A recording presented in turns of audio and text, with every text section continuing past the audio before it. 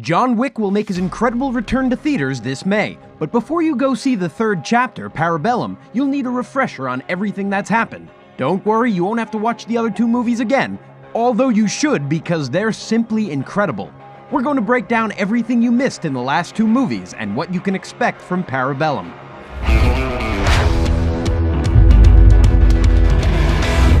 It all started with a puppy and a car. It will end with the loss of more than any one person could ever imagine. The first movie begins with a grieving John Wick. John had lost his wife to a terminal illness just days before, and her final act was the delivery of a puppy to John. This puppy was the physical embodiment of his wife's dying breath. Meant as a tool for John to grieve for, John quickly takes to the puppy. He takes the puppy out for a joyride in his vintage 1969 Ford Mustang Mach 1, where he has a choice encounter with a group of Russian gangsters. These gangsters would be the son and henchmen of the violent crime lord Viggo Tarasov. They ask John how much he wants for the car, with John denying any of their advances. Most people would leave it at that. How much for the car? She's not for sale. But the spoiled child of Viggo, Yosef Tarasov, won't take no for an answer. In retaliation, the gangsters follow John home at night. They beat him senseless, kill his dog, and steal the car. Bad move. John makes his way over to a chop shop run by an associate of Viggo's to see where his car is.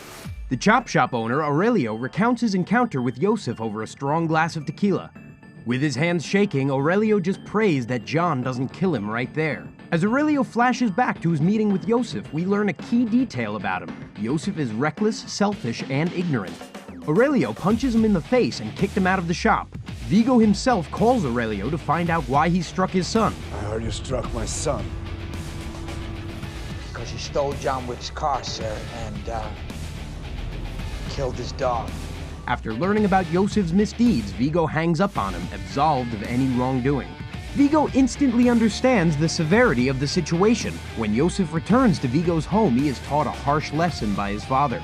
Viggo tells his son, "It's not what you did that angers me so, it's who you did it to." It's not what you did, son, that angers me so. It's who you did it to. Yosef then learns what grave danger he's in. His father told him all about the Baba Yaga, otherwise known as the Boogeyman. They do not fear the Boogeyman, as John Wick is the man they sent to kill the Boogeyman. This sets in motion the wheels that would end all of New York burning to the ground. Viggo calls John personally to resolve the issues he has with their family. Right before receiving the call, John has begun work to open up his cache of weapons and money that he had cemented into the ground. This opening of his cache is a literal metaphor for what Yosef has done. Yosef has opened Pandora's box. John hangs up on Viggo, and in response, he sends a hit squad to attempt to eliminate him. Afterward, John dispatches them and has their bodies removed. A $2 million bounty is put on his head. I'd like to make a dinner reservation for 12. He personally extends this bounty to John's mentor, Marcus, before opening it up. Afterwards, he heads to the Continental Hotel, a safe haven for the criminal underworld. The Continental Hotel has a strict no business on premises policy, and thus gives John a place to recoup, for now. John will come to learn from Winston, the hotel's owner, that Yosef is hiding in the Red Circle nightclub, heavily guarded and armed to the teeth. That doesn't deter him as he massacres his way through the nightclub. In the panic, Yosef escapes with the help of his henchmen, whose fates weren't as fortunate. After the bloodbath, John Wick retreats back to the hotel to recover. However, an assassin sneaks into his room to retrieve the bounty upon his head. Fortunately, Marcus alerts John to the attempted assassination and subdues the assassin. She would later escape, killing an employee of the Continental. After interrogating her for some time, she reveals where the Tarasov family is hiding. Remember how we mentioned those strict policies? The assassin would end up having her membership revoked by Winston himself. And by strict, they mean death. They really weren't kidding about those policies.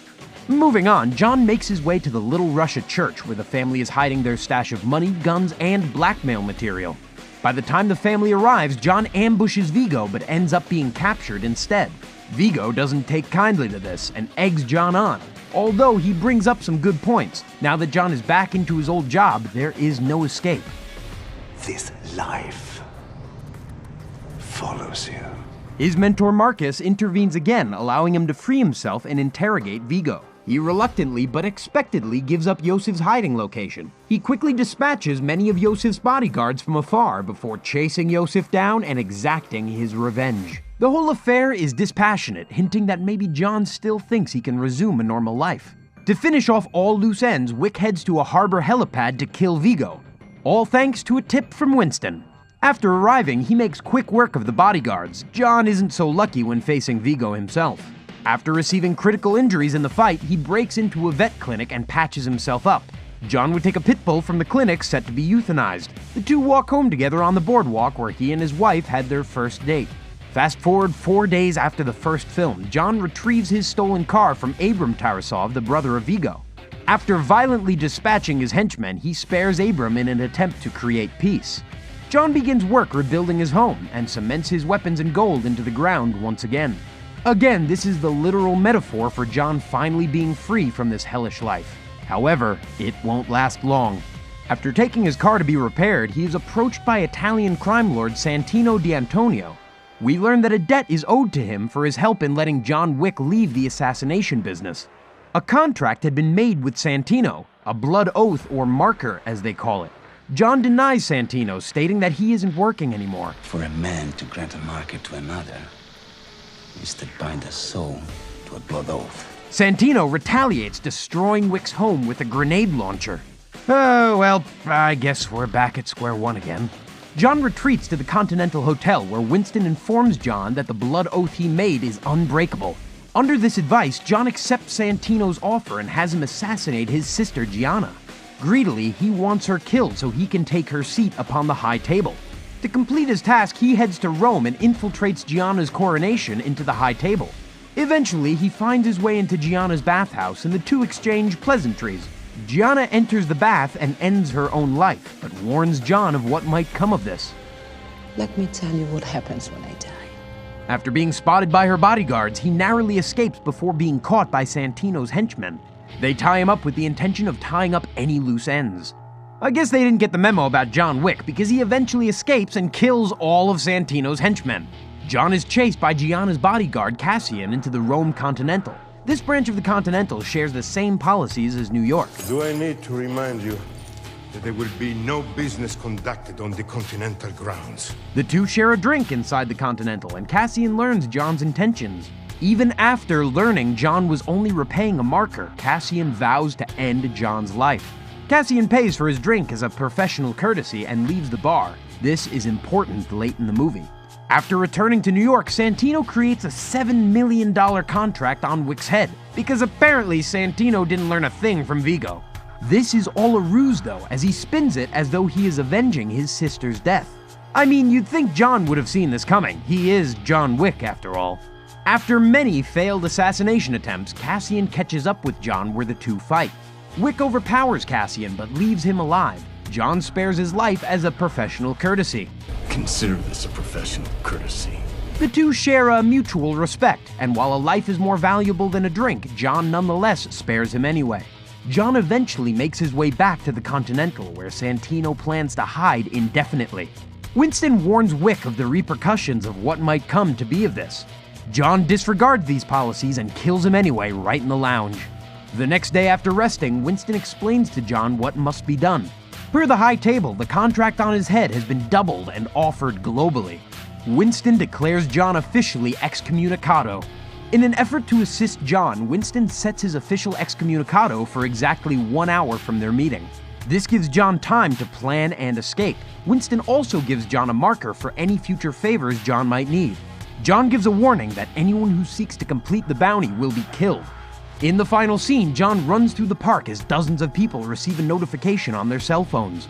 This signals that there are more people invested in this criminal underworld than the series has let on.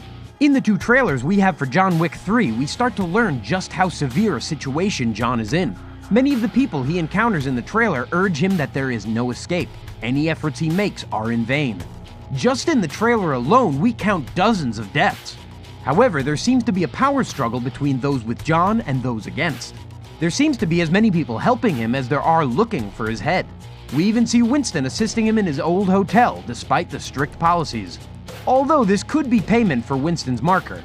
In any case, Winston seems all too eager to assist John in the ruthless dispatch of the High Table Assassins. Now that you're all caught up with John Wick, was there anything you missed before?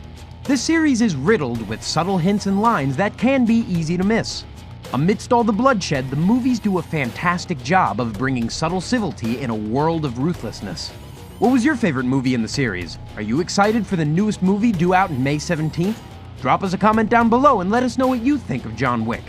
Don't forget to hit subscribe too, as we'll have tons of content about the series as soon as it hits theaters.